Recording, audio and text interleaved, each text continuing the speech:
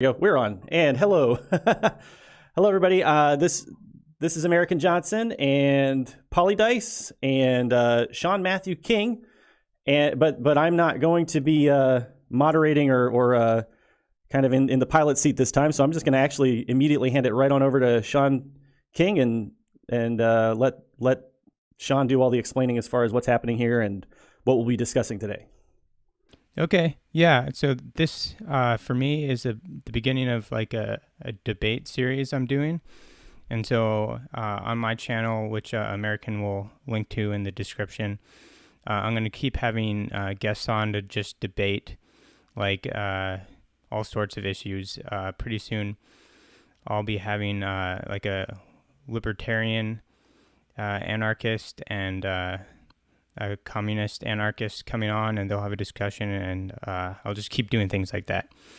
But today we have Emerican Johnson and Polidice, and our conversation is going to be basically about the tenability of capitalism and if it's morally justifiable to keep a capitalist system. Polidice is, I think, correct me if I'm wrong, but he might describe himself as a social democrat, kind of like a Bernie Sanders type supporter.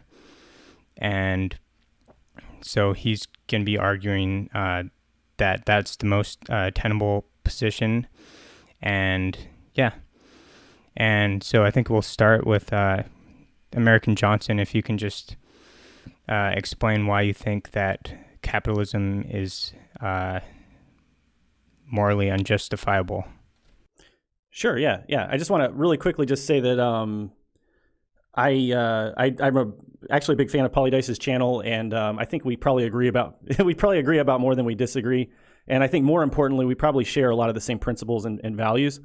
So I just wanted right away to just say this. I'm trying not to approach this in like a combative way. So if you're looking for like a Fox News style people yelling at your thing, I don't think either of us are going to be presenting that today. But I'll go ahead and get onto my, I guess my platform or whatever you want to call it. I actually, for most of my life, was a capitalist myself. Like I literally ran businesses. I had employees. I think my biggest company had about 15 employees when it was at its height. So I have definitely probably been much farther right than Polidice could ever imagine being in my past.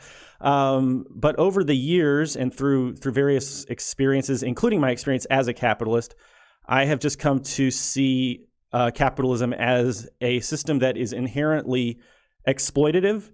And I no longer think that it is morally justifiable for one individual or a group of individuals to hold capital, and of course defining capital as the means of production, which you could, in really simple terms, we're talking about like factories, businesses, just, the tools and the organizations that are used to produce things and to provide services. I just no longer feel like it's possible for private individuals to have private ownership of the means of production. I just find it inherently exploitative, and, we can get into the details of why, but, I'm not opposed to people like Bernie Sanders and Alexandria Ocasio-Cortez, running for office. I think that they're obviously a breath of fresh air compared to what we have, especially in the White House. But I personally don't think that their platforms go far enough, and I don't believe in incrementalism or evolutionary approaches to capitalism. I'm a radical in every sense of the term. I believe in, revolution. I consider myself enacting revolution now, and I believe in dismantling the system completely as quickly as possible. So that's probably the quickest way I could summarize my position here. Polidice, if you just want to go from there. So first of all, I completely agree. Like the first thing you said, that we probably agree on like 80% of the things. And I'm also very glad to hear that you are not against Bernie Sanders or that sort of thing. There are a lot of communists who are, I guess they want to like completely separate from the political system, and they don't want to support Bernie Sanders or any social democratic policies or politicians. And I actually I'm not exactly an anti-communist YouTuber or anything. I did a Twitter poll. About 23% of my audience is communist or anarchist or something. So yeah, I come in peace. I'm definitely not a huge anti-communist or anything. So you mentioned that you view private ownership as inherently exploitative. And I do agree that exploitation does occur, and that if you have a situation where somebody is coming to work and they're only being paid the current minimum wage, or maybe like $9 or $10 an hour, they're making so little that they can barely get by, and they need food stamps, and they're having trouble paying rent and everything. That is definitely exploitative, but I think that we can definitely get to a point where if everyone is making a living wage and there are strong unions to protect everyone, and we have universal health care and education and everything, and also social justice and environmental reforms, of course, I do think that capitalism can be reformed to the point where I would not consider it exploitative, and it would be the case that workers are treated well and can get by. And not just get by, but thrive. Mm-hmm. Do you think that, do you believe in the system where, the whole right to work system we have in America, where essentially like what's your opinion on unions and worker organization, I guess, is the simplest way to ask it.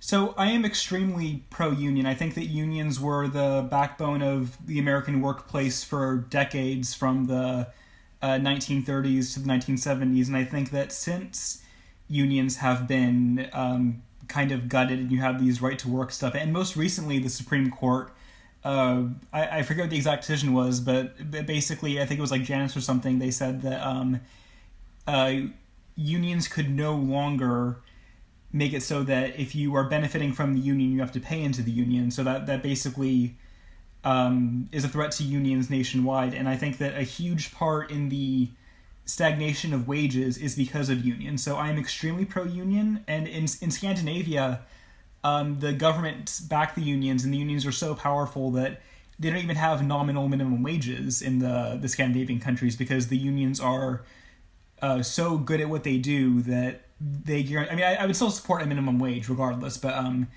I think that unions are incredibly important. I think that's actually a very underrated issue in terms of what goes on in the political discourse, is that we don't talk enough about unions and how they can make life better for American workers. And so my follow-up question would be, because I kind of was hoping, because if you were like anti-union, I think we'd be a lot more opposed here. So that's good to hear that you we kind of see eye to eye on the importance of worker organization. But I guess for a follow-up question, it would be like, why do you think, like, it sounds like you might agree with me that the reason unions are important is because there's kind of an inherent conflict between like a capitalist management, I'll call them class because I'm a Marxist, so the capitalist class, and between like the working class that would be unionizing. So could you just kind of explain to me how you see that conflict playing out in reality, and I guess your interpretation of that conflict?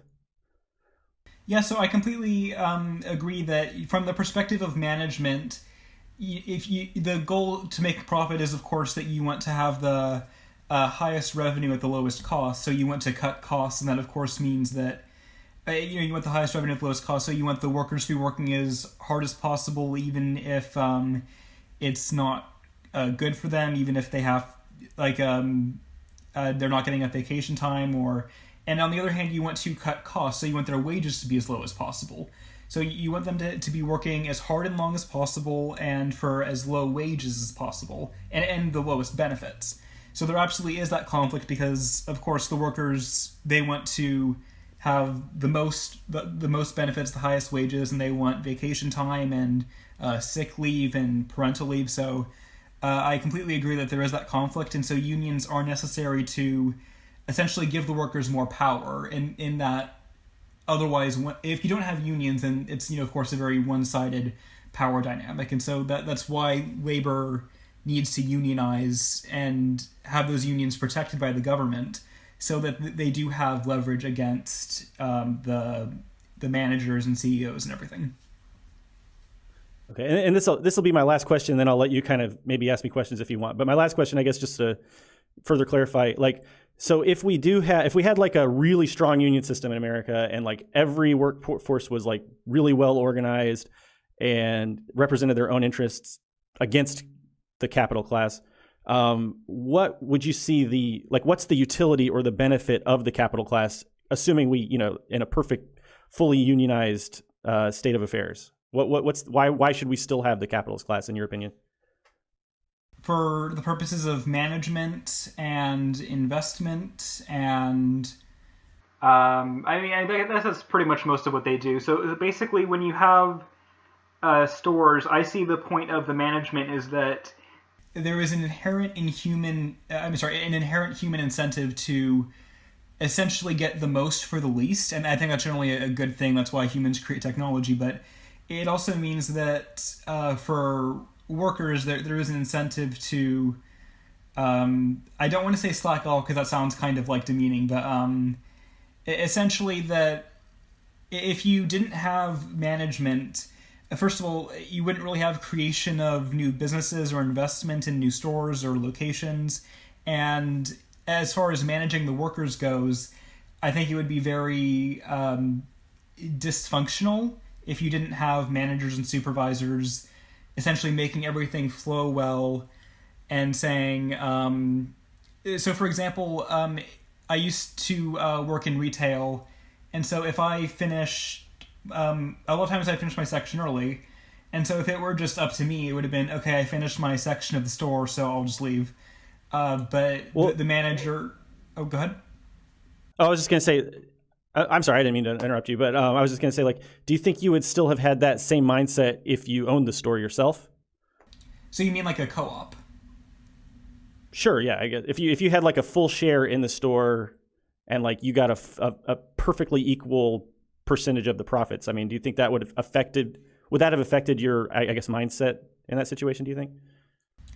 Probably, but so two things. One, I don't know if owning and sharing a retail store would be something long term. I think that that co-op is really for if the workers are passionate about what that business is. So if you're talking about like something that people really love doing, and it's, I don't want to say not glamorous, but something that a worker would voluntarily want to do and would inherently be skilled and knowledgeable about, then you could that would be more likely to have a co-op. And the second thing is, so the first thing is that I don't think that would work for a lot of kind of, I guess you would call them the unpleasant jobs, or the jobs that people do because the jobs need to be done. And the second thing is that worker co-ops are generally not successful. So a lot of worker co-ops go under a lot. And I'm not saying that worker co-ops can never work. There are definitely places where they have worked. There's part of Italy where the government is very friendly to co-ops, and they make about like 30% of the economy in that area. But even then, like, it's not like they're dominating the area. It's that 30%. And in Germany, they have it so that 30% of corporate boards have to be elected by labor. So there are examples of worker co-ops working well, but not like on a national scale. So I'm kind of rambling, sorry. So to kind of summarize, the first thing is that I don't know if it were something that I didn't necessarily want to do and was just doing it to get paid, I'm not sure. And the second thing is that I don't think that's really worked on like a wide scale. So sorry if I rambled too much there. Go ahead. No, I think you answered fine. I have like a couple of little, just I guess, comments, and then I guess you could just ask me some questions because I feel like I've asked like a million questions now. But I guess first comment I would have is, just as a former capitalist myself, from my understanding, most companies, whether they're co-ops or not, go under. I mean, most businesses that are started will fail. So, I mean, I don't have any hard statistics. I guess I should have done a little bit more show prep here on like co-ops versus non, but I will say that like plenty of capitalist businesses definitely fail. I've had a few fail myself in the past. And so that's, I guess, one thing I wanted to throw out there. And then also, just there are lots of examples of, well, okay, I guess what I would say really quickly is I feel like the reason co-ops might be like less prone to succeeding is just the environment that they're in. So we especially in the United States, it's a heavily capitalist system. It's designed for capitalists. There's really not even a great legal framework for starting co-ops or having like exotic structures of businesses. You kind of have to hack the legal system to even like build a co-op. So to some extent, I would argue that maybe the reason co-ops might struggle in some cases more than capitalist entities might be because of the environment they're in. But those are just two comments I wanted to throw out there. And I guess I'll let you kind of take the floor and cross-examine. Can I butt in here real quick? Sure, go for it. So you said like the legal structures aren't really like they don't make it easy to set up a worker co-op. So what kind of changes, like legal changes, in your opinion, would need to be made, and could they be made within the context of a capitalist system, or do you think you just have to be outside of a capitalist system to have legal structures that fully work with a worker co-op? That's a great question.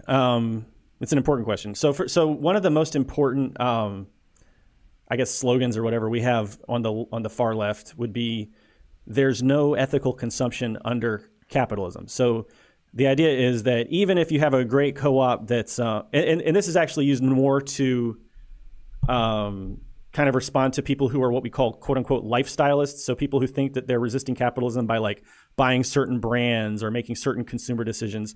And we argue that that's just not true, and that you can't fight the system of capitalism or improve on it through consumer choices, because the capitalist system is so powerful and so, like, in our opinion, oppressive, that even if you do have like a really great workers co-op, like a great example of a giant workers co-op would be like Mondragon, and it's a Spanish company. It's very huge. It has, I believe, tens of thousands, if not more, employees. But even if you like shop exclusively at co-ops and that sort of thing, they still are inherently tangled in the system in such a way that there will still be exploitation occurring. So for one thing, they'll probably have to be using like services and buying products from capitalist entities.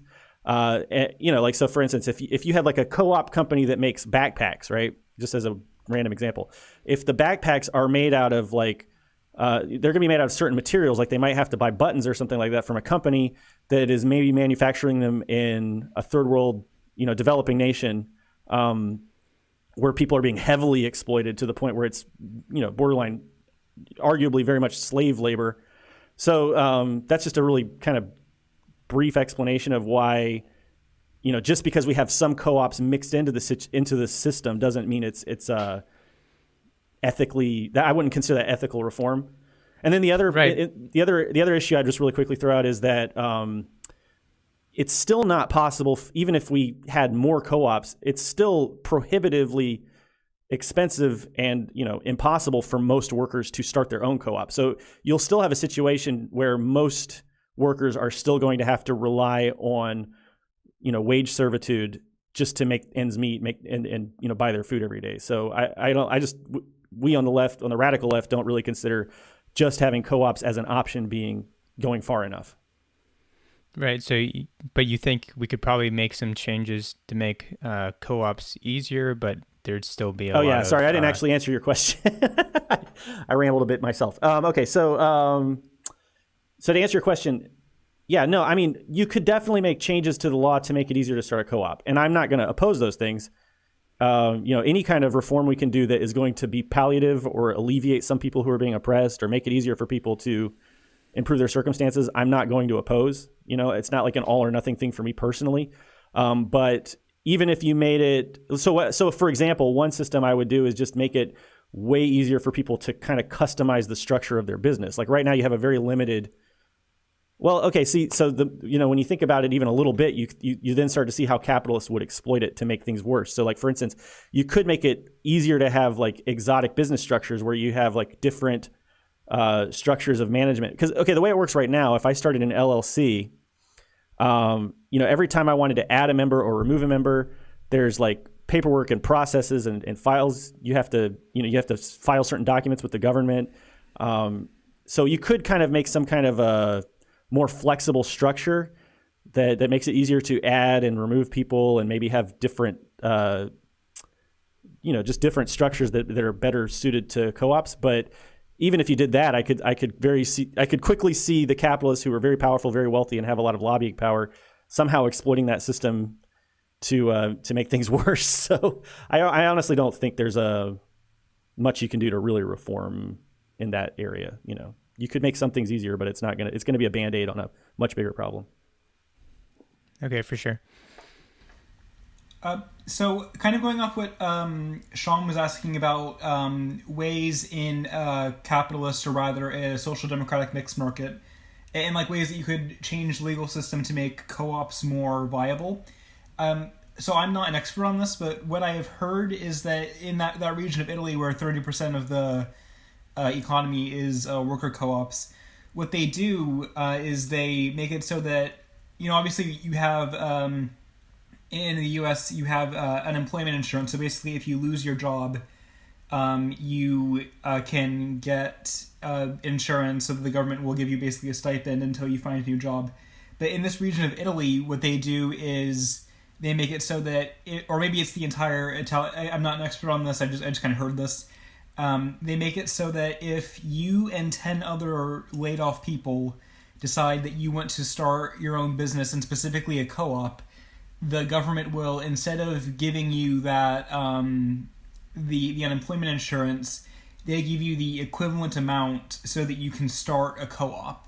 So instead of like, okay, for the next 2 years, we'll give you this much money every month, it's like, we'll give you this much amount of money now, and then you can use that to, buy the store, get all the equipment started, and then you can run your co-op. And I believe that's how that area got it to be so that 30% of their economy is worker co-ops. And again, so I could be wrong on that. I'm not an expert in Italian, whatever. I just kind of heard that. And even if that's not the case, I think that is like a reasonable way that you could try to experiment with worker co-ops in the framework of a social democratic system, where instead of, or maybe with some employment insurance, but you basically make it so that there is a way to fund worker co-ops.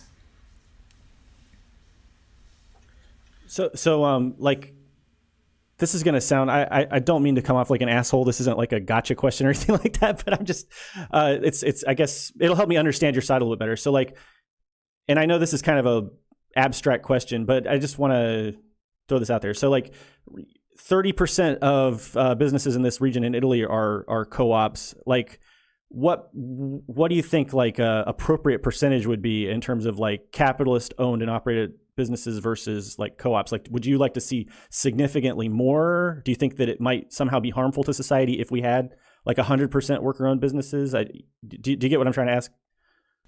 So I don't want to... Like, you don't have to give me a specific percentage. I guess I just want to...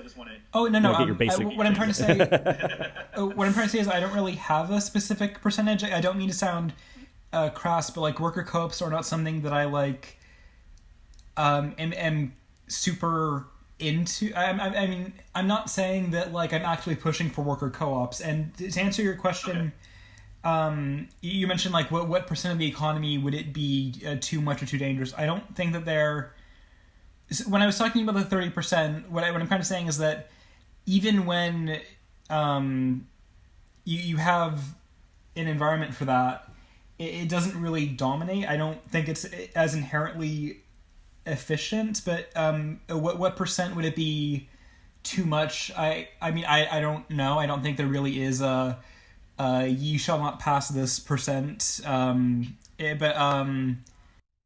you don't think that like more is better, I guess is what I'm trying to get at. Or, I just want to make sure I understand. Okay, so no, I do not believe. I'm not saying more is bad or more is. I just don't. I really. Again, I don't want to sound cross. Like I don't. Worker co-ops are not something I care about. What I care about is making sure that people have good wages, good benefits, paid leave, parental leave. And if that comes through co-ops, fine. If it comes through regulation of capitalist businesses, fine. So I don't bring up worker co-ops as in like this is something I'm actively pushing for. I just care about the end result. And if worker co-ops work really well, that's fine. If people want to start worker co-ops, then maybe they should have that option. It's just not something that I think is inherently good or bad. Well, yeah, and I think in your defense, I think I brought up worker co-ops, so I kind of forced you to talk about them to some extent. So, I didn't mean to kind of cow the conversation. Do you have any questions for me? I guess at this point, because I think we kind of explored that road enough for me to understand your position, at least. I guess a question that I would have is in your, I believe you're an anarcho-communist, right? Former anarcho-capitalist, current anarcho-communist, yes. Okay, so in your ideal, I guess you've said, I've seen some of your videos, and I guess you said in some of them that you don't have like an exact vision of what it would look like, but I guess in most of your visions of what your dream system would look like, is there money? So, like, is there some sort of currency that people use to exchange for goods and services? I mean, I personally would want to see it ultimately be eliminated. But that said, I don't necessarily think that markets in and of themselves are inherently bad. I think markets have, places in societies. They probably will always have some kind of utility in our societies. In terms of just, being able to exchange things. So like whether it's even a barter system, for instance, is a market, so like markets can have utility. And there are even forms of anarcho-communism that are market-based. So like, for instance, I'm not a mutualist myself, but there's a system of thought called mutualism. And the basic idea there is that you have like a market system, but all of the entities, all the businesses and factories and everything like that are owned by the workers. So the way they would put it, I believe, is every worker owns their own means of production. So some people might have their own little like shade tree mechanic shop where they just run it by themselves. And then other workers might form syndicates or unions where they collectively own a factory. And I consider mutualists, even though I'm not really one myself, I think we could do things more efficiently than that. But I still consider mutualists to be like perfectly ethically acceptable. I would there's no exploitation going on because you don't have like one. I do see some, like I don't want to get too far into the weeds here, but there are potentially like problems with some syndicates getting like super powerful and then possibly exploiting like the smaller entities. That's why I'm personally not a mutualist, but across the board, I would say that kind of system where you have like 100% universal cooperatively owned businesses far and away is much less inherently exploitative than capitalism. And the reason that I think, I guess, just to be completely frank about it, one of the biggest reasons that capitalism is inherently problematic to me is that it's a system that historically, since its inception, since its earliest beginnings, it's a system where wealth is siphoned up from the working class. And we can talk about the idea of labor value if you want. So just for the people who aren't familiar with it, labor value is the idea that like most or if not all of the value of any product or service comes from the labor that it takes to create it. And I can explain that more if we decide to. But basically, capitalists inherently are stealing labor value from employees. That's what we call profits. And so it's a system where wealth is siphoned up from the working class. Their labor value is stolen by the capitalists and accumulated. And I think that's a major problem as well, even from the perspective of a socialist Democrat. Like I think even Bernie Sanders talks a lot to the problems with wealth accumulation and wealth disparity. And I guess my issue or what my position is that is just inherent to capitalism, and no amount of like regulation or tinkering with it is going to be able to control that problem. Because if you have a pyramidic hierarchy where you have a small number of people at the top who own the means of production, and they're taking, even if it's a small amount from every worker's paychecks, that collectively that theft is huge. It's monumental. It's billions and billions and billions of dollars. So that's why I say it's inherently exploitative. I don't know if that was made sense or not. I have a question for you, Emerican. Mm-hmm. So would you just like oppose, like if someone they start a business by themselves, and then someone wants to work with them. Like, how do you deal with that situation? You barred that person from working for them, or how does that work? No, not at all. So I would say, okay, so like, let me use my personal past as an example, okay? So I used to have a video production company. That was probably the most successful, biggest business that I had. We did video production, web development, that sort of thing. It started out with just me by myself. I had a business partner. We were 50-50 business partners. So I guess you could call that like a co-op. But then long story short, I ended up getting rid of the business partner. So it was just me. So what I did as a capitalist was I got to the point where I needed help with the work. I had people approach me, like come into my office and ask for jobs. It was during, a lot of this was during the like worst parts of the recession. So I did actually specifically have the situation you're talking about right now, where people like walked into my office and asked for jobs, right? So that actually happened to me. So the decision I made as a capitalist was, okay, fine, I will hire you. You could be a video camera operator for me. I'll charge the client $100 an hour for your services. I will pay you $15 per hour. And that's the situation I set up with many people. They were very happy because it was in a really bad recession, and they wanted whatever work they can get. And I was really happy because I was making like $85 for every hour they worked, and I didn't have to do a thing. I thought that was a really cool situation. It was really good for me, and it felt like a win-win situation. I was a job creator. That's how it felt at the time. Well, as the business grew and grew, as it got more complex, and as the economy got worse and my cash flow started to dry up, I got into some hot water where a lot of my customers were not paying me. And so I'm trying to make this as brief as possible to still make it all relevant. So basically I got into the situation where I wasn't able to like pay all of my employees. I had to make the decision, am I going to fire this person? Am I going to keep this person on? They haven't done anything wrong. It got really stressful for me. I had to cut pay for a lot of my employees. I had to let a lot of employees go. And I wasn't making any money myself, right?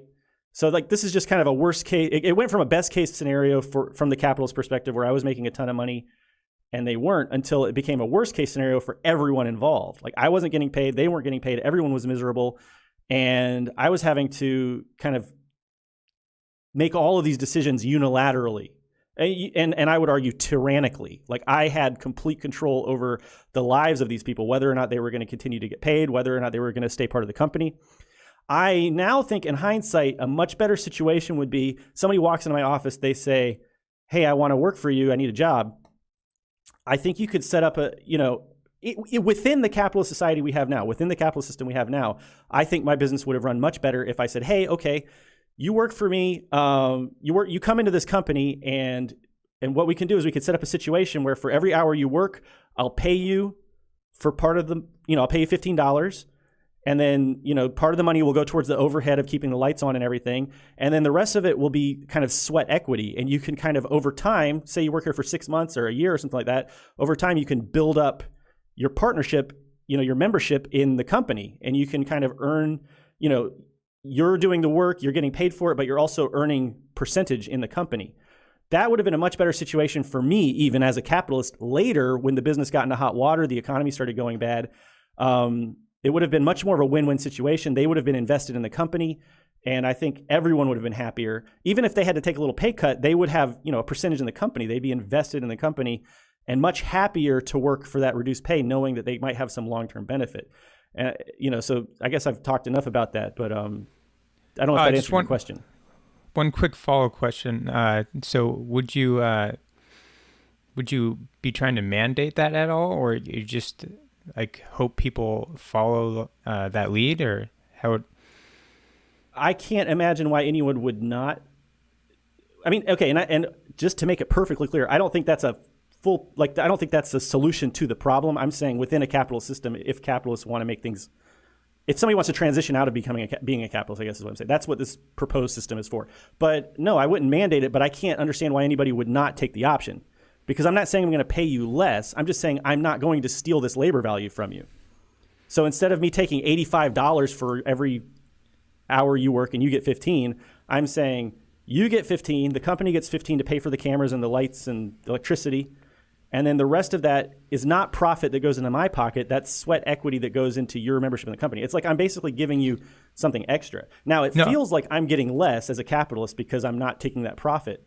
But in the long run, when push comes to shove, I think everyone would be happier and everyone would benefit. Because I do believe in a situation like that, the collective ownership makes it, I think, better for everyone because we're all invested. We don't have that mindset where it's like, oh, I'm getting paid $10 an hour, my shift's up, I'm leaving. You know, right. I think people want to be invested in the work that they're doing, in the labor that they're performing. I understand all of that, but I guess my question was more when it comes to other business starters. Okay. I'm sorry. If they didn't want to implement that, like, what happens? You just let them. In my dream world, they would be prohibited from exploiting workers and stealing their labor value. You know, that's why I say I'm a revolutionary and I want to dismantle the system. I can't think of any situation where it's ethical for a capitalist to take labor value from somebody in the form of profit. So no, I would mandate it to the point where, you know, yeah, I want it to be completely abolished, capitalism, you know, completely. Okay, that answers my question. Sorry. So, with something that Emerican was saying, and I'm kind of rewinding the conversation, but if that's okay. He touched on something. He touched on something that I think is kind of like a core difference in economic philosophy, and that's fine. We can agree to disagree. I'm not trying to attack that disagreement, but you mentioned the labor theory of value, but basically the idea that the value of a product is mostly derived from the labor that it took to create it. That is something that I don't agree with. So let's say you have something that is created from trees. So you have to chop down trees to make it. Sorry for the environment, but so you need to chop down trees to make it. The value of that product. So you can have workers who bring down the trees with like a hand axe or something very primitive versus a chainsaw. So if the ones with the hand axe, even if they work 10 times as hard for the same product, I don't think that increases the value of the final product. Well, the machine has labor value. I mean, the machine goes into the labor value equation, which is why workers lose jobs so much. Because if you create a machine that can perform the same labor value as 20 humans, you know, but the machine costs less to run, then every capitalist every time is going to go for the machine. But there's also the labor value that goes into. So the reason why every human job isn't replaced by automation in a factory or whatever, the reason that capitalists turn to the developing country to do work that machines could do in a developed country is that it costs money to buy and maintain the equipment. And unfortunately, and this is something I guess would be my next question for you, under capitalism, you know, where we have global trade, especially in today's environment, it's cheaper for a lot of companies to go and pay people in a developing country to work in a sweatshop. Their labor value is actually lower than what it would cost to build, maintain, purchase the machinery that could do it, you know, much safer, much more hygienically. So, you know, it's not just like this pure thing where it's like 1 hour of human labor has a certain utilitarian value in my mind, but it's that the only reason people pay people to do things for them or buy products is because they don't want to perform the labor of producing it themselves. So that's why I say that, you know, essentially the value of everything comes down to the labor that goes into it, or the labor that you can save by purchasing it. So it sounds kind of like you, or like we kind of disagree on, semantically disagree on the labor theory of value. So for me, it sounds like you are kind of lumping in what I would call labor and what I would call capital. So I would consider labor to be like, you know, the worker and how much effort they had to put in. And capital would be what they are using to do that. So that would be what I was talking about, like an axe versus a chainsaw. So I guess that's kind of like an irrelevant semantic disagreement. But so you mentioned a question. What was your question? Well, just about so globally, like even the Scandinavian countries or you know, any country that has what appears to be a very good social democracy, you know, we have the government stepping in and regulating it and making sure that everything is ethical. I guess my question for you is, how do you account for the fact that even a place in like Scandinavia that has this really great system still has to buy and source things from developing countries, and they're basically, the way I would put it, they're exporting the suffering, they're exporting the misery, and they're exporting the exploitation to poorer countries. And that's pretty much unavoidable in today's world. I mean, you can't, even in like the best Scandinavian system, social democracy, you can't produce everything in your wealthy developed country. You're going to have to export some of that suffering. So I guess what are your thoughts on that? So there are two ways I can, I guess, interpret that. So it could be specifically, so if you specifically mean like we are importing from a country with horrible working conditions and where they abuse their workers, and I think there was even we entered into a trade agreement with a country that was doing literal slavery. So my response to that would be, yeah, we probably should sanction them and trade less with them. But if you mean generally, if you're generally speaking about the idea that even if our workers are treated well, we are and even if our workers are making $15, $20 an hour, we are trading with poorer countries. In general, poor countries benefit greatly from trade with wealthier countries. So some of the fastest growing economies in the world are countries that used to be closed off to trade. So I mean, you're in Vietnam, for example, but not just Vietnam, even China, for example, used to be very closed off to trade, and then they opened up, and there was immense improvement in the standard of living. And so if you were talking about specific instances of abused workers or environmental hazards, then we can address that through diplomacy and sanctions. If you're generally talking about the idea that trade is exploitative, I don't agree with that. I mean, there are cases where countries, especially African countries, are kind of pressured into really unfair trade agreements, but in general, I view free trade as, or at least free and fair trade, as essential for increasing human prosperity and developing countries. So, and this is one of the things that I makes me sad about the whole the format of this kind of discussion, because what I want to do right now is show you a bunch of sources and stuff like that, but we just don't have time for that. But I will cite as just for people who are watching, if they want to look deeper into this kind of stuff. There's a really great video by a person named Hakim, and it's about how basically it's called like "No, Capitalism Hasn't Saved Millions from Poverty," and it talks a lot about the way that capitalist institutions like the World Bank kind of cook the books and adjust the numbers to make it appear that people are coming out of poverty when really they're just kind of like moving the goalposts around. So, I guess I'll just say for the record, I don't agree that capitalism necessarily improves lives for people. Even if the quote unquote wealth is increasing, I think the wealth is going into the hands of a small minority of people within those countries, like the capitalist class within those developing countries. But I guess more to the point, I still don't. Okay, so like you say that sanctions and diplomacy are a great tool for, maybe at least minimizing some of the harm that international global trade can do to countries like this, developing countries. And then I guess my question is, do you not think that maybe when it comes to diplomacy and sanctions, this is a pretty broad question, but don't you think that maybe the wolves are, or the foxes are guarding I don't know the expression, but guarding the hen house, whatever. The bad, nasty predators are guarding the hen house, because the people who are in charge of the diplomacy and the sanctions tend to be the elites from whatever state or government exists. So the people who are like in charge of running the government tend to be very closely tied with the capitalist class. So like, how do you account for that, I guess, in this calculus? So I agree that the foxes are guarding the henhouse in that case. So foxes, okay. oh yeah. So whatever it is.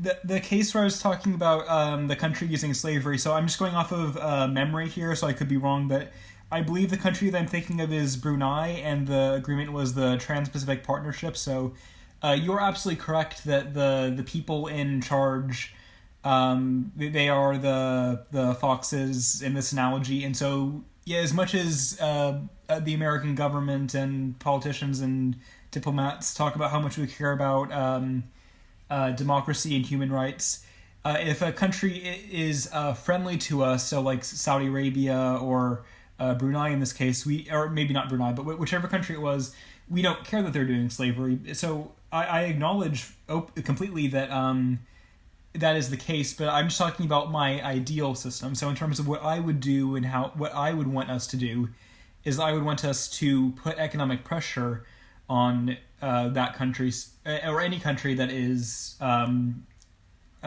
of willfully exploiting people to that degree. So in terms of, I completely agree that the foxes are guarding the hen house. So I'm talking about like how if I could scare away the foxes, I would make it so that we would have much more public awareness about that and pressure politicians to not, or basically to kick Brunei out of that and put pressure on Brunei. And by the way, so I don't really know anything about Brunei or what they're doing. I just kind of heard this. So it just generally speaking, I understand that we are totally willing to trade with countries that do bad things. I'm just talking about what my ideal situation would be. Okay. Let me get even more back to basics, and just I want to throw this out there. It sounds like you're very in favor of like open democracy and transparency and putting more power in the hands of the people, right? So I have two questions, and I guess I'll ask them one at a time so we don't cross our wires too much. But the first question I have is like, what is the ethical justification in your mind for a capitalist restricting democracy in the workplace? Like, why do you think it's really important for us to have democracy with the government, but not when it comes to the workplace? So with the workplace, I think that the kind of purpose of management what they do is they manage the companies and they invest in terms of making the workplace more democratic. I'm not 100% sure about that because there is an inherent incentive for kind of putting...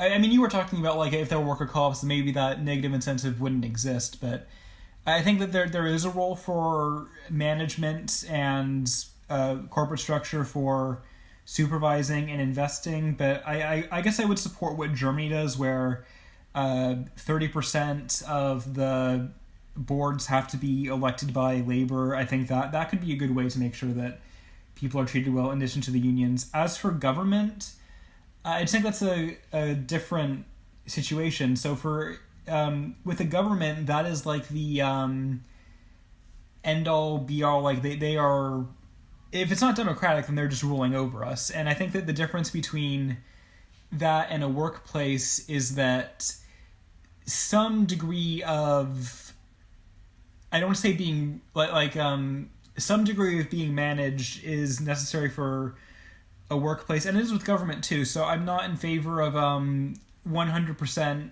Actually, this is a good point to make. I'm not a direct Democrat, so I don't believe in.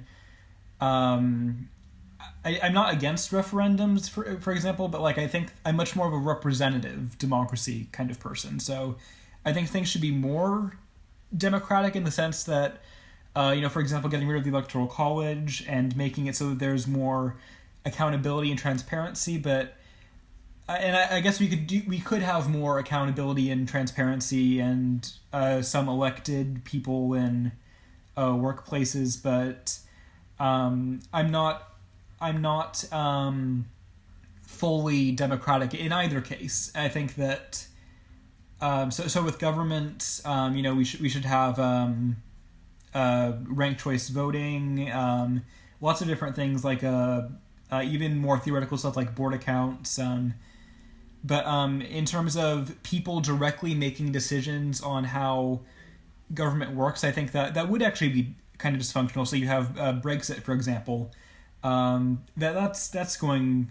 I think that the people did make the the wrong decision, and that if it were left to the British Parliament, I don't think they would have made that decision. And there was actually a John Oliver segment where he showed clips of people saying like, wait a second, why are we even having this referendum? Shouldn't the politicians who are most educated, informed, and elected by us be making this decision instead of directly leaving it to us? So I guess my answer is, sorry if I'm rambling again, but my answer is that I am not 100% for democracy in either case, but I definitely support more democratic than the current structure. Right. Yeah. And so I guess my next question would be like, because I understand everything you said. I can understand, your reasons behind all of those things. We might disagree about some things here or there, but, I think it's a reasonable position, that you're taking, and you have good evidence for why you believe those things. But I guess my next question would be like, if you think that, representative, some kind of like rationally, and I agree that, there are better forms of democracy. I love the board account and ranked choice voting myself as an anarchist. I think those are much better for getting granularity with building consensus. But if you think that like representation is a good system, and, it makes for kind of a good balance between like direct democracy and authoritarianism, why don't you think that overlays directly onto the workplace? Like, why can't workers elect their own managers? And just to also throw this out here as another just thinking point, but most of the managers in a company, especially a big corporation, are not owners of the company. So, Marx would arguably define like the middle managers, the people who are actually doing the supervising and that kind of high level decision making, typically are like the petty bourgeois class, which means that they do not own the means of production. They're just agents of the capitalists. So what to you is problematic about a system where instead of having a capitalist who just arbitrarily owns the company and has arbitrary power over people, hiring the managers and then the managers supervising the workers, why couldn't you have a similar system to what you have in the government, where the workers, democratically elect their representatives to make those decisions and do the supervision? Where do you see the problem with that situation? So first of all, I don't think that it is as arbitrary as you portrayed, but to actually answer your question, so I think that when you have it more top down, and I completely agree that there can be more. So, for example, union leaders could be democratically elected, and you could have this is like the third time I've brought up the Germany thing. So in Germany, they do have parts of boards that are elected, but in terms of management and everything, I think that there is also a role for top down, more meritocratic stuff. So, for example, when you have the manager promote someone to assistant manager, that is done meritocratically and with much more information. So if you just left that up to, okay, so the workers vote on their next manager, and I'm sure that I definitely would support them doing that for like the leader of labor, for example. But in terms of let's elect the manager, I think that kind of leaves things open to a lot of problems, and you could, like, whoever would make things, I guess, the easiest, or whoever is the most popular. I feel like there is more of a meritocratic element to like somebody higher up on the chain observing everyone and going like, okay, you're the most capable. And actually, now that I realize it, there is actually a point to be made that maybe the manager could have a lot of bias. So my point is kind of unraveling there.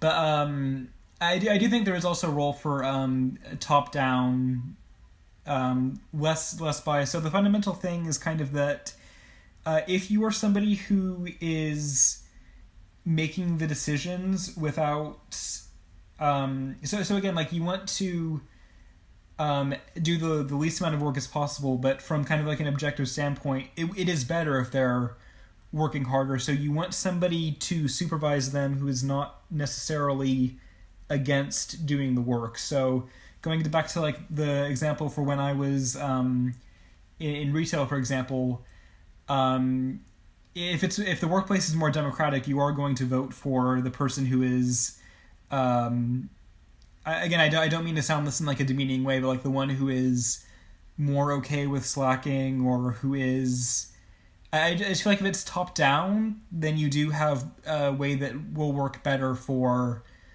making sure that everyone is the most productive. But I do think that there should be a counterbalance. So actually, going back to the beginning of what you were saying, where you have these competing interests, where on one hand you want the workers to work as hard as possible and for the least, and then on the other hand you want to work the least for the most. I think that you could have kind of like two. You could have like the elected labor leader, and then you could have the kind of management, the opposite of that, kind of representing both of those interests. And I'm sure that I think I rambled for like 3 minutes there, but I'm sorry. Go ahead. No, I think there's actually a lot of points in there to unpack, but I guess I'll try to address the most the one that I feel like everything you said kind of hinges on the idea, which is that you said that because I think everything you said might make sense if the people or person at the very top, the capitalist who actually owns the means of production, has some kind of mandate or some kind of, to use your word, meritocratic basis for having that highest level power and authority. And I say that capitalists have power over other human beings for arbitrary reasons. You said you don't think it's that arbitrary. So where do you think the non-arbitrariness of a capitalist's relation to that power structure comes from? Like, why don't you think it's arbitrary? Oh, so that would be, it could either be the person who founded or created the company, or it could be, I'm sure, like, obviously the original McDonald's brothers aren't alive anymore, but it could either be the founder, the person who created the company, or it will still be people who invest. So if you have, so obviously the McDonald's brothers are dead. At least I think they are. I don't know. But so if you have like a modern day McDonald's store, that was created by investment. So the McDonald's Corporation invested to create that.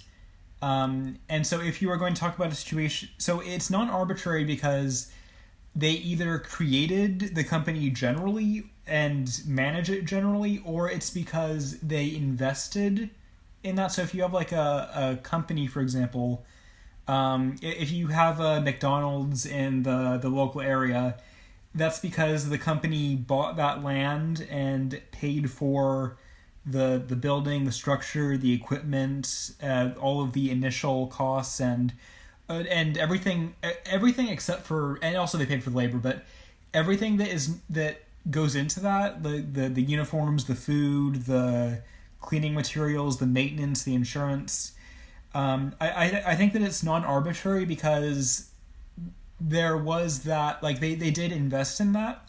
So I guess if you're talking about, like, you mentioned a revolutionary type, I assume you don't mean like a violent revolution, but if you mean that the workers non-violently are given control of the company, that means that, and again, we're assuming that the founders are dead. So we're assuming that the founders are dead. Even if that's the case, and it may seem arbitrary that the company's now in charge of it, that is still something that they brought forth, they invested in, they bought the land and the building materials, and they set up all the stuff and worked with all the producers and the supply chain, and if you basically take that, I don't think it's really fair to them to kind of, because they're expecting a return on the investment, Yeah. It sounds like and correct me if I'm wrong, but do you see a relationship between having a lot of money and capital to start a company and have like merit? Do you think that like somehow having more capital at the beginning so that I can afford to found and start a business and my workers cannot, does that somehow mean that I have more merit than my workers, and that somehow gives me the authority to have power over their lives?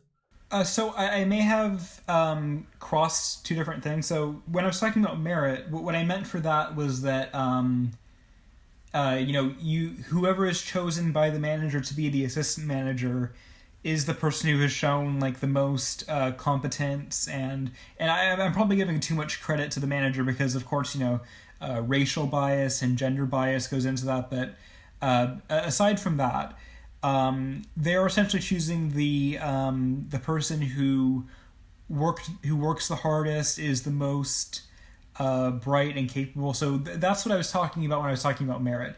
When I was talking about investment, I meant that as like why it's not arbitrary for the people on top to be choosing that. So I'm not necessarily saying that the people on top are the most... Obviously, the system is not a perfect meritocracy, but in general, the people who make those decisions were hired and made their way up that ladder in a mostly meritocratic sense. But I understand that it's not a pure meritocracy. You know, you have CEOs where the company goes down and thousands of workers are laid off, and then the CEO leaves with a $10 million bonus. So obviously that's not meritocratic. But what I'm trying to say is that I may have like crossed those two wires, where on one hand I was talking about the meritocratic aspect in terms of promotion and why there should be management, and on the other hand I was talking about why it's not arbitrary. So it's not arbitrary because the company essentially created everything and established all that capital. So go ahead. Okay. So, well, okay. I mean, Well, I guess my biggest... okay. Go ahead, Sean. Sorry. Yeah, I was just going to say, I don't know if you actually answered one of American's questions. I think it was kind of like American was suggesting that... So capitalists are traditionally people who have more money, and he's suggesting that's for arbitrary reasons. Is that correct? So if you mean like inherit... Yeah, that's what I'm saying. Oh, I'm sorry. I thought the question was for me. Go ahead. No, I was just saying, yeah, that's what I was basically trying to say, yeah. Okay, yeah, so there's definitely a lot of non-meritocratic things that go into that. So a lot of wealth is inherited. A lot of times you could have nepotism. Actually, I would say that in terms of the individuals getting there, it is extremely non-meritocratic. So again, racial gender bias, but also the fact that networking and who you know is a huge part of that. Could you afford to go to college? So I'm definitely not saying that we're living in a meritocracy, and I think that we can make things much more meritocratic by having like a 90% estate tax, having bias training, making the promotion prospect more transparent. And if your question is, am I saying in like an Ayn Rand sense that, oh, the more money you have, that means that you have more merit? No, not at all, because there are so many, I guess, power structures and issues that go into the acquisition of that money. So no, I'm not trying to make it like an Ayn Rand, oh, if you have more money, that means that you're more valuable, or you are better, or more, you have more merit. If your question is that, then no, I'm not like an Ayn Rand thing saying that. So I guess, yeah, so it comes back to me to where on the face of things, like at the very crux of, even if you founded a company, you know, all that means to me is you had more money at the starting line. I can't see how that is justification for having that much power over other people's lives, to where you can decide who gets hired, who gets fired, how much they get paid, who the managers are. To me, that the whole system breaks down, because under capitalism, the only criteria for having that kind of power over a business is, do you have a ton of money or not? And if you have a lot of money, or if you have more money than the people around you, that under capitalism is all you need to be able to start a business and have complete authority over the workplace. And, you know, or even a high amount of, even a high amount of authority. And so in that sense, you're basically buying authority. And then the question comes to my mind, where did that capital come from that you have? Where did you talked earlier about the McDonald's, you know, the company, the investors bought the land. Like, how did they get that land? Where did that land come from? You know, certainly in the United States of America, we know if you trace the paper trail back far enough, all the land, which is a very huge part of capital, is ultimately stolen. You know, so where does the ethical justification for having that power and having that capital come from? Do you kind of see what I'm saying? Like, that's why it all falls apart to me. It's just because having capital, to me, is not justification for having a place very, very, very high up on the hierarchy. So definitely having a lot of money at the start of it is definitely a part of it, but it's also the idea that you had. And even if So definitely, if you're like a poor person and you're working 40, 50 hours a week, even if you have this tremendous idea, you're not going to be able to make that happen.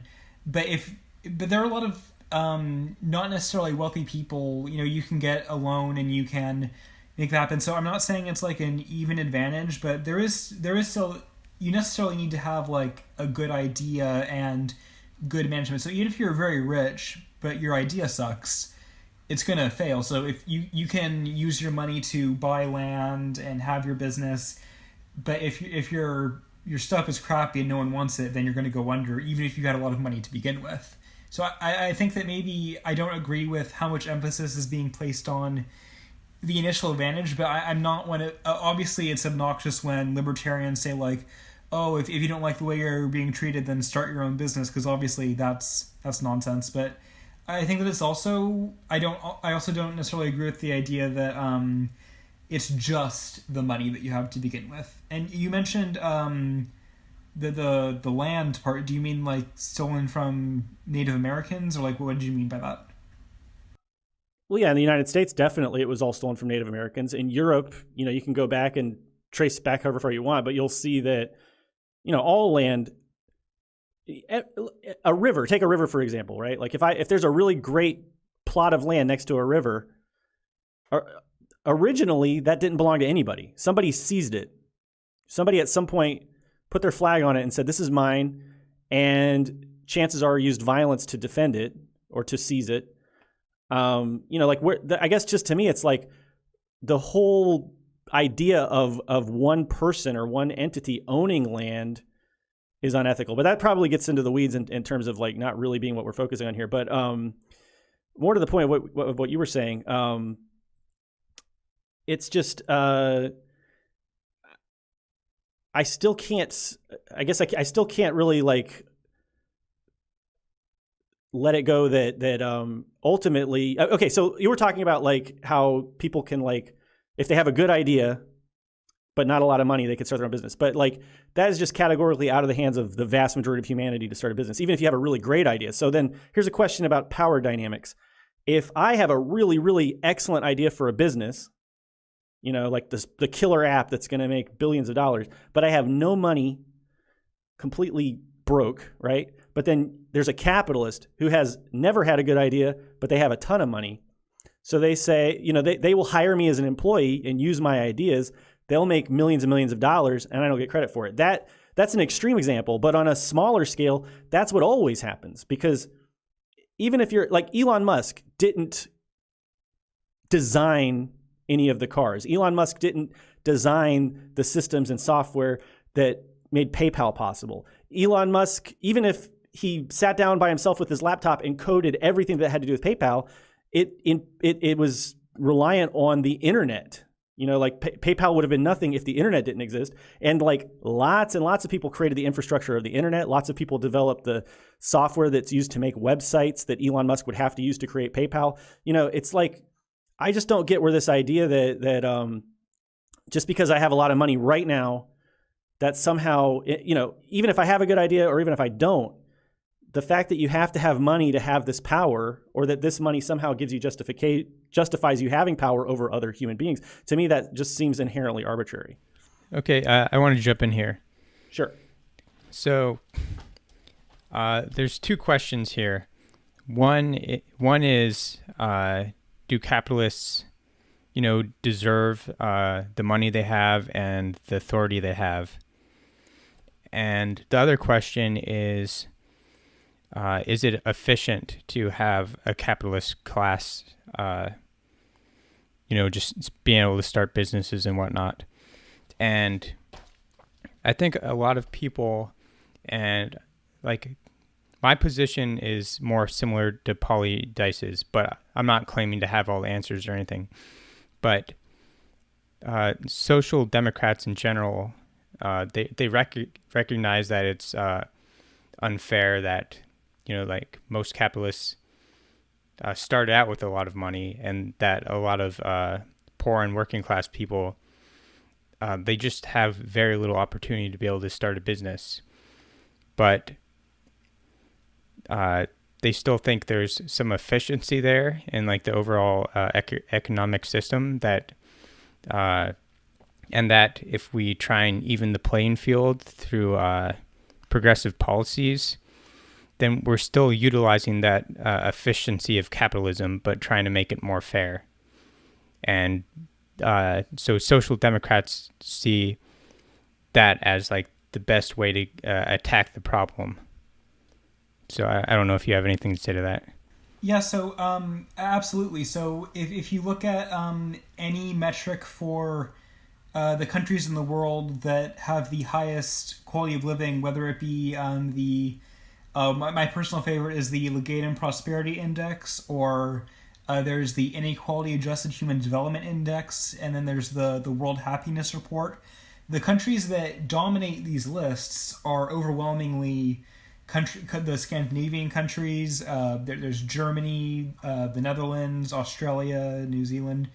So these countries that take the ability of capitalism to create wealth, but they regulate it and control it and redistribute a lot of that wealth in a way that makes society as a whole best off. And I think that the reason that capitalism is inherently good at creating wealth is that it is extremely good with incentives. So the having money and a currency for exchange and everything, essentially the money that you have is kind of like that is a reflection of what you have put in. So it's essentially so that if you put in, you are then able to take out, and money is kind of like the facilitation of that. So I do think that the ideal system, and sorry if I'm rambling again. Well, no, I have to just ask, like, put in, when you say put in, that actually, to me, knowing what I know about the history of imperialism, living here in Vietnam,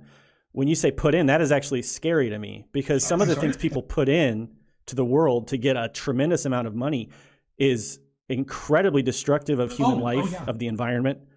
So yes, I agree, people get money from what they put into the system, but it's not, the scary thing to me about capitalism is there's nothing ethically attached to what you put in. You can put in, something like Monsanto puts a lot into our society, but what they get, they're basically, making tremendous profit from incredible exploitation. The companies that were manufacturing the bombs that were dropped here in Vietnam, more bombs dropped here than all the sides of World War II combined dropped on Vietnam. Those companies were making those bombs were making millions and millions of dollars every year during the Vietnam War. But is that really the ethical basis that we want to have for choosing who has merit and who doesn't, and who has authority and who doesn't in our society? Oh, yeah. So I completely 100% agree with you that putting in is not necessarily ethical. And so, for example, Dick Cheney and Halliburton made a lot off of the Iraq War. And so, obviously, you can make money from doing absolutely horrible things. But I think that in general, like the general state is you are providing goods and services that make other people's lives better. But I could not agree with you more that, so the defense industry, the fossil fuel industry, finance, that there are so many things that it's not necessarily so. I completely agree with you that having money is not always a good thing. You could absolutely have screwed people over, murdered people, effectively destroyed the environment. Totally agree with you. But in terms of the ability of capitalism to create wealth, I mean that is not like that. That doesn't mean that. So I'm not. Like the general system of putting in and getting out, that is why there is so much wealth creation. And in a social democratic system, you could essentially make it so that companies cannot pollute the environment so much. So of course you could make so much more money by just, or at least reduce costs by just dumping waste into a river. So of course, you could have a lot more money by doing that. So you need regulation and oversight in that sense to stop that from happening. So I could not agree with you more that the pure mentality of having money, that means that you did something inherently good. Of course, like, there are so many industries that do horrible things. I completely agree with you. And my solution to that is regulation and oversight. So we need to reinstate Glass-Steagall. The EPA needs to be given more power, and we need to cut military spending massively and stop these imperialistic wars. So just to clarify, I completely agree with you that there are so many unethical things in the current system. Yeah, so then I guess my follow-up to that would be, like, if we did have a really great system of social democracy where we ended all imperialist wars, and we didn't destroy the environment, I'm just speaking from the United States perspective, I'm American too. If we were able to do that and create this like Scandinavian system, how would it function if we removed the factory that is the developing world? How do you think, like, do you think we could have that whole system and function without relying on getting cheap goods and cheap resources from much poorer countries? No. How do you think that could happen? And I don't think that any system could work without international trade. So any economy, whether it's a ultra-capitalist or a communist economy, I think that to become wealthy and prosperous, you absolutely need to trade with other countries and developing countries. And like I said earlier, obviously there are massive abuses and power imbalances, and I know people talk about the IMF a lot, but in general, developing countries are only developing because of trade with first world nations. Well, how do you know that? Because countries like China, for example, they were so when they were closed off under Mao Zedong, the quality of living was very low, and then they opened up and essentially became, like you were saying, the world's factory. And now China has the world's largest middle class. So there are more middle class people, and obviously it's because their population is 4 times the size of the U.S., but living standards and GDP growth have massively improved in China and Taiwan, Vietnam, Singapore, all these countries that have opened themselves up to trade. Well, you just talked about China and Taiwan. I just think it's really interesting to use that example. I'm not an authoritarian communist at all, and I'm not an apologist for China. Of course. I think China does a lot of bad things. So just so you know, I don't think there's like a binary choice between state communism and capitalism. Just to put that out there. But the situation with China and Taiwan is kind of interesting, because China was devastated in World War II and then had another devastating civil war, and then Taiwan was founded by the wealthy elites, the capitalist class, the former aristocracy, and all of those people literally stole almost the entire treasury from China and took it to Taiwan. So I just went to Taiwan recently. It's very beautiful. They have a lot of really great infrastructure. They have a lot of the great social programs that you and I both would love, but they had a very different starting position than China. Okay. China was in a really bad situation at the beginning. Same could be said for Vietnam. We literally bombed Vietnam into the Stone Age. When the Soviet Union started, they were, coming out of the czarist oppression, centuries of that, the devastation of World War I. So I don't know that it's necessarily fair to compare like a developed nation like the United States or Australia with a really strong starting position versus these 20th century, Marxist nations that were literally starting from, the wreckage and decimation of horrible wars. That's just something I felt like I needed to throw out there.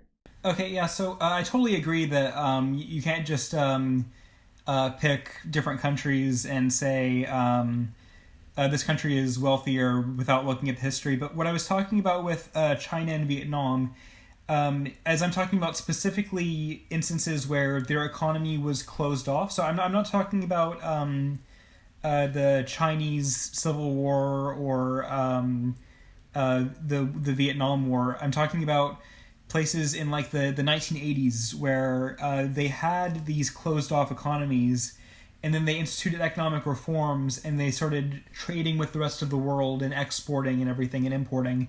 And in a direct before and after type situation, they became wealthier through trade. So I guess my question is, in your ideal communist scenario, would there still be an international system of trade, or would it be more of a, I don't want to say protectionist, but autarky is the word, autarky. So would you want like a self-sufficient thing or international trade?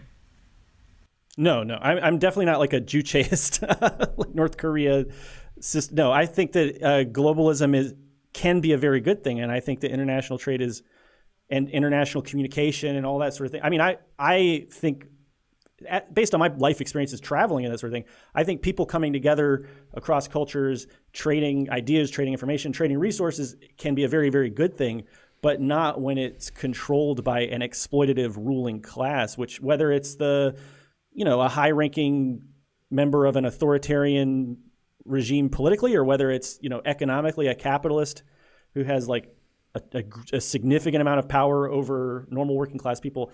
I think when the trade is controlled by those kinds of people, it's a recipe for complete destruction. So no, I'm not against trade. I'm just against exploitation and so much power being held in so few hands. So you mean, so kind of what the topic that led us into trade was, you were saying, could a social democratic system function without trading with poor countries for cheaper goods and everything? And my response to that was, well, no, it couldn't, because you can't function without trade. So I guess what you meant was, can a social democratic system function without specifically unfair trade or exploitation? Yeah, I think that it could. I think that even if, I don't know exactly how we would reform the international trade system to make it more fair, but so even if it were more fair, I still think that that would still be the best system, that social democratic countries would still be probably still the best places on earth in terms of human prosperity and income mobility and the way that the workers are treated and the opportunities they have. I do think that social democracy would still function even if trade were more fair, because I think that of course there is exploitation. There are cases where we overthrow governments and everything, but in general, trade is an inherently, not inherently, but without active exploitation, without active coercion, trade is beneficial. I don't want to get into a whole thing about comparative advantage and everything, but it is important that you export what you are best at and import what you are not necessarily best at. And I think that even if that were done totally fair, I think that social democracy would still be the best. I'm sorry if I'm rambling again. So does that answer your question, or was I just rambling? Or I understand your position for sure. Okay. I think Sean, you were trying to interject earlier? Well, it seems we're getting back to kind of a fundamental difference we saw earlier, which is just a disagreement about if capitalism actually brings people out of poverty or it doesn't, or if it's like contributing to more like poverty and suffering. And I think that question is probably outside the scope of this conversation like we're having right now. But that probably strikes me at this point, I guess, at this time mark. Right, but I think that's I think that's a major difference between you two. So yeah. I'll definitely have to. Well, you recommended a video. What was the video about? Why capitalism has not? Oh. I'll give you the exact name. It's by Hakim, and it's called "Capitalism Hasn't Lifted Millions from Poverty." I'll put a link to that in the description of this video, or a pinned post after we finish. "Capitalism Hasn't Lifted Millions from Poverty" by Hakim. I haven't seen it. Maybe I'll agree with it, disagree with it. I don't know. But thank you for the recommendation. Yeah. I'll check that out. Yeah, so we're, Sure. we're coming in on the end times. So I guess any other questions or closing thoughts, remarks, anything to say? Well, I mean, I would just like to say, just like I'd like to reiterate my point from the beginning. I do think that we probably share this from from having this conversation. I think even more now that we probably have the same values. We want the same outcomes for human beings. So, I think that that's very important. And I would just encourage the audience who's listening just to, I guess the most important thing I would say, and to you as well, like talking about the video from Hakeem, just as a former capitalist, as somebody who grew up in this system, used to be a very patriotic right-wing American, I would just encourage everyone to question what they hear, whether it comes from me or it comes from anybody else. Like a lot of the stuff that we're exposed to throughout our development and throughout our lives is very much propaganda with an agenda. So don't take my word for any of this stuff. Don't take your preconceived notions. Just do some exploration, question these systems, and you might find that there are more. And the last thing I'll say is there are other alternatives to capitalism beyond the Soviet-style state communism, and there are good things about what the Soviets did. There are bad things about them, but there are also other options. So explore these ideas, think about them, and have these kinds of conversations. I think these conversations are extremely important. And I guess that's kind of my final closing thought. Cool. Polidice, any final words? Yeah, I think this was an excellent discussion. Went by very quickly because we were very engaged, I guess. So, so like you were saying, I definitely think that we pretty much, in terms of our general value system, I guess we agree. And I was even saying in one of my videos that wherever you are in terms of your exact political views, people generally fall into radicals and reactionaries. So, radicals believe in social justice and they want better rights for the workers and everything. And then on the other side, you have kind of reactionaries. So, you could have like libertarians, conservatives, and then kind of like the alt-right. And even though they have different ideologies, they get along with each other really well. And you have like all these libertarians who are endorsing Bolsonaro of Brazil. And I think that we're kind of like the opposite of that. So even though we have different ideologies, I think that our values are ultimately good. I don't want to say good, but we are more similar. And I think that this was a really great conversation, and very, very good. Thank you for having me on. Thank you, Emerican Johnson. Thank you, Sean, for this conversation. All right. I hope we can do it again sometime. Yeah. Cool. Sean, you got any closing thoughts or? Nope. I think we should end right there. Okay. All right. Well, thanks for watching, everybody, and we will see you again sooner or later. Have fun. Thanks for watching. Okay, I think we are off air. Okay. Okay, yeah, cool. Great conversation, guys. That was fun.